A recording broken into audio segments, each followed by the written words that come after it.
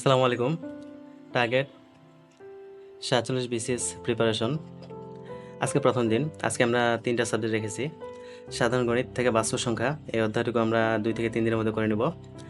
English থেকে রেখেছি noun এবং বাংলা সাহিত্য থেকে রেখেছি প্রাচীন যুগ।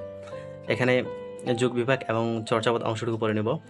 সাথে কিছু রিটেন অংশ পড়ে নেব। ইংলিশের জন্য ট্রান্সলেশন পড়ব।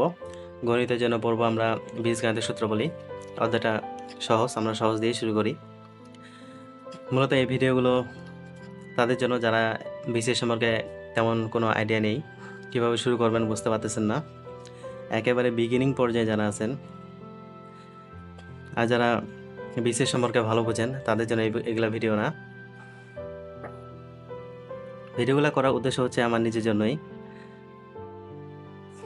নিজে আমি প্রতিদিন ভিডিও দেওয়ার জন্য হলেও আমাকে পড়াগুলা কমপ্লিট করতে হবে, এইরকম একটা চাপ থাকবে আমার মাঝে। তো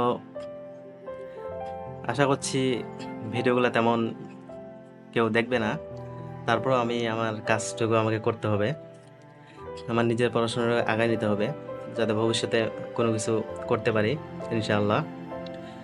তো দোয়া করবেন সকলে। তো আজকে থেকে ৪৭তম বিসিএস শুরু করতেছি। আমরা ৪ মাসের মধ্যে পুরো সিলেবাসটা একবার শেষ করে নেব, তারপরে আমরা রিভিশন শুরু করব। তো ৪ মাসের প্ল্যানে আজকে আমরা প্রথম দিনে অল্প পড়া রেখেছি। আমরা দিনে দিনে পড়া বাড়াবো। প্রথম দিকে অনেক বেশি পড়া নিলে তখন এনার্জি লস হয়ে যেতে পারে। তাছাড়া আমার এখন থিসিস চলতেছে। থিসিসের কাজ আরও 10 দিনের মতো চলবে প্রায়। থিসিস শেষ হলে আমি একেবারে ফ্রি হয়ে যাব, তখন অনেক বেশি পড়াশোনা করতে পারবো আর বেশি বেশি পড়াশোনা রুটিনে দিতে পারবো। তো ফুল ভিডিও দেখার কোনো দরকার নেই, রুটিনটুকু নিয়ে আপনারা পড়াশোনা শুরু করতে পারেন। তো কথা না বাড়িয়ে চলুন শুরু করা যাক আজকে ডে 1। আমরা প্রথমেই গণিত অংশটুকু পড়ে নেব, কারণ সারাদিন সব কিছু পড়ার পর শেষের দিকে গণিত করতে তেমন একটা এনার্জি থাকে না, মজা পাওয়া যায় না। তো প্রথম দিকেই আমরা আজকে গণিত দিয়ে শুরু করব। গণিত আর ইংলিশ আমরা প্রতিদিন রাখবো রুটিনে, আর বাকি একটা সাবজেক্ট নেব যেটা একটু বেশি করে পড়ব। তো চলুন শুরু করা যাক।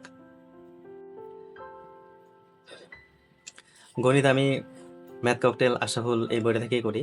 এখানে প্রিলির জন্য অনেক সুন্দরভাবে দেওয়া আছে। প্রথমে আমরা অ্যানালিসিস পার্টটুকু দেখে নিই। এই বইটার একটা বিশেষত্ব হলো এখানে টাইপ আকারে দেওয়া আছে। প্রথম 3টে টাইপ সবচেয়ে বেশি গুরুত্বপূর্ণ: বৃহত্তম এবং ক্ষুদ্রতম সংখ্যা নির্ণয়, মূলদ এবং অমূলদ সংখ্যা নির্ণয় এবং মৌলিক সংখ্যা সম্পর্কিত সমস্যা। এই 3টে টাইপ সবচেয়ে বেশি গুরুত্বপূর্ণ। 41, 39, 40 এবং 39 এই বিসিএসগুলোতে এখান থেকে প্রশ্ন এসেছে।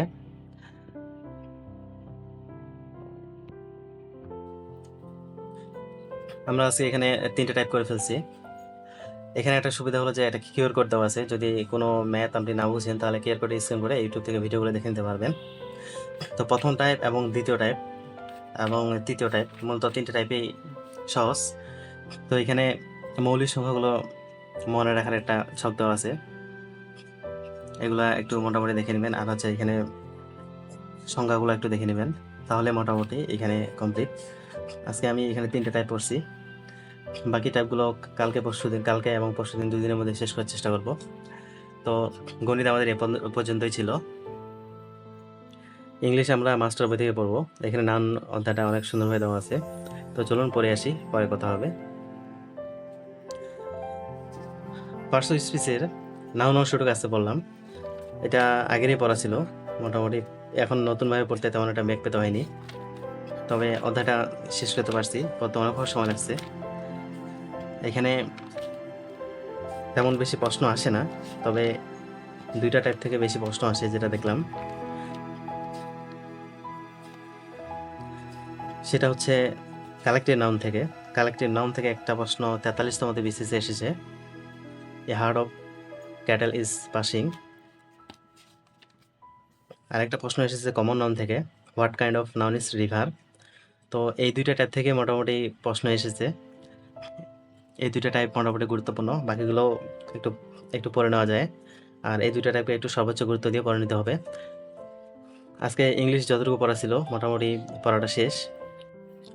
ডে ওয়ান থেকে আমাদের দুইটা পড়াশোনা শেষ হয়েছে, গণিত এবং ইংলিশ পড়াটা আমরা শেষ করছি ঠিক দিনই। এখন আমরা বাংলাটা পড়বো। বাংলাটা পড়ার পর দুপুরে খাওয়া দাওয়া, রেস্ট, তারপরে আমরা বিকালের দিকে পড়বো রিটেন পার্টটা। তো বাংলা পার্টটা এখন শুরু করি। বাংলা আমি পড়ি জর্জ থেকে। জর্জের বাংলা বইটি আমার পড়তে ভালো লাগে। অগ্রদূত গ্রামার অংশটা অনেক ভালো, তবে অগ্রদূতে সাহিত্য পাঠটা একটু বেশি, যেটা মনে রাখা অনেক কষ্টকর। তো এই জন্য আমি জর্জ বইটাই পড়ি। প্রথমে আমি যোগ বিভাগটা পড়ে নিয়েছি, এখানে অল্প পড়াশোনা। তারপরে আমাদের মেইন পড়াশোনা হচ্ছে আমাদের চর্যাপদ।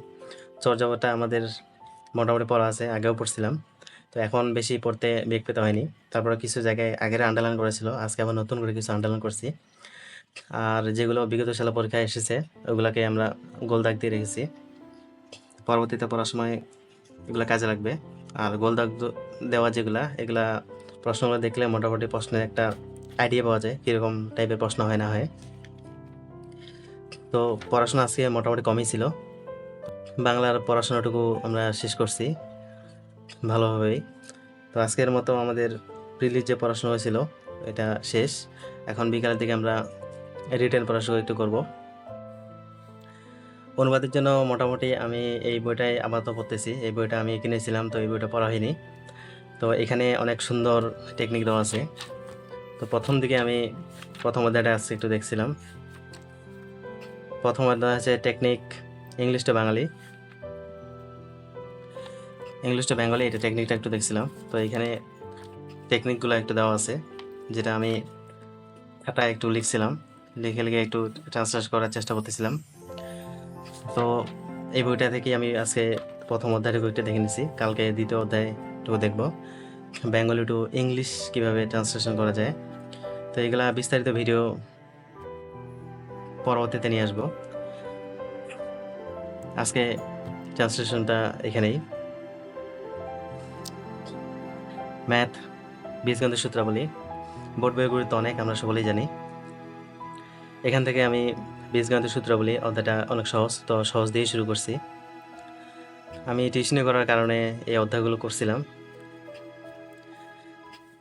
এখানে যে অধ্যায়গুলো আমাদের লাগবে সেগুলো আমি গোল দাগ দিয়ে রাখছি। সেট ফাংশন, যেটা আমাদের রিটেনে আছে, বীজগাণিতিক রাশি রিটেনে লাগবে, সূচক লগারিদম, রেখাকোণ ত্রিভুজ, বৃত্ত, ত্রিকোণমিতিক অনুপাত, দূরত্ব, উচ্চতা, বীজগাণিতিক অনুপাত ও সমানুপাত, দুই চলক বিশিষ্ট সরল সহসমীকরণ, সসীম ধারা, ক্ষেত্রফল সম্পর্কিত উপপাদ্য, পরিমিতি। এই অধ্যায়গুলো আমাদের রিটেনে আছে। তো আমরা এখান থেকে আমরা পর্যায়ক্রমে ধারাবাহিকভাবে একটার পর একটা অধ্যায়গুলো করে রিটেনটাও একটু আগায় রাখবো। ভবিষ্যতে রিটেনের জন্য পিএসসি হয়তো বেশি সময় দিবে না। তো আজকে আমি বেশি ম্যাথ করি নাই,